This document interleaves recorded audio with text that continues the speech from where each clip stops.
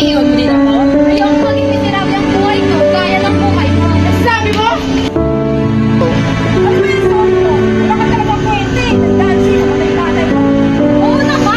Ako na walang kwenta. Hindi na naman lagi tip sa akin, di ba?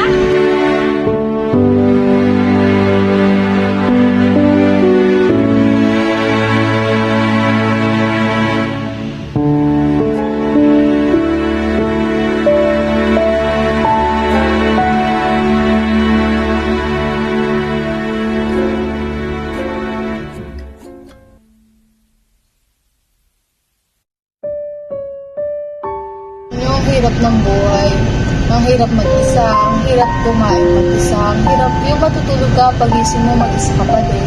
Alam mo yung feeling na parang kailangan mo lahat pagdusahan kasi nga mag-isa ka. Wala kang pamilya, wala kang mas busy ako sa pagkakataon ng tatay. Diba? Naiwan na ako ng kapatid ko. Gusto niya na kasi mga